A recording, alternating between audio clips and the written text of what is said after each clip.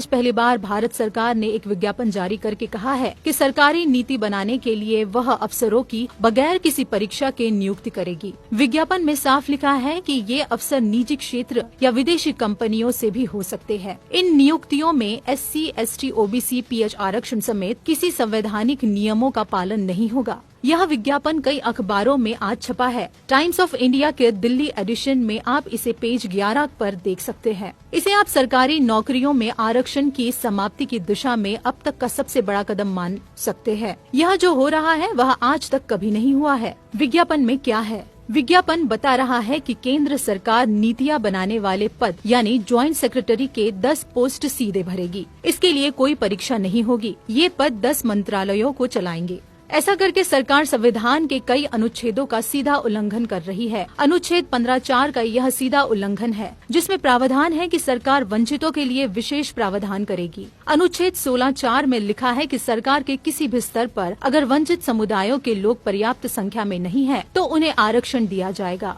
Joint secretary level पर चूंकि SC, ST, OBC के लोग पर्याप्त संख्या में नहीं है, इसलिए उनकी नियुक्ति में आरक्षण न देने का आज का विज्ञापन 16(4) का स्पष्ट उल्लंघन है। अनुच्छेद 15 और 16 मूल अधिकार है, यानी भारत सरकार नागरिकों के मूल अधिकारों के हनन की अपराधी है। इसके अलावा संविधान के अनुच्छेद 315 से 323 में यह बताया गया है कि केंद्र लोक सेवा आयोग यानी UPSC होगा, जो केंद्र और राज्य सरकार के अधिकारियों को नियुक्त करेगा। अनुच्छेद 320 पढ़िए। Article 320 functions of public service commissions. It shall be the duty of the union and the state public service commissions to conduct examinations for appointments to the services of the union and the services of the state respectively. ऐसे में सरकार UPSC को bypass करके और बगैर किसी परीक्षा और आरक्षण के अफसरों को सीधे नीतिगत पदों पर नियुक्त कैसे कर सकती है? मेरा निवेदन है कि यह मामला जटिल है, लेकिन बहुत बड़ा है। आम जनता को इसे समझाने के लिए बहुत मेहनत लगेगी, तभी वह सरकार पर दबाव डालने के लिए आगे आएगी। यह काम समाज के प्रबुद्ध यानी पढ़े लिखे लोगों का है।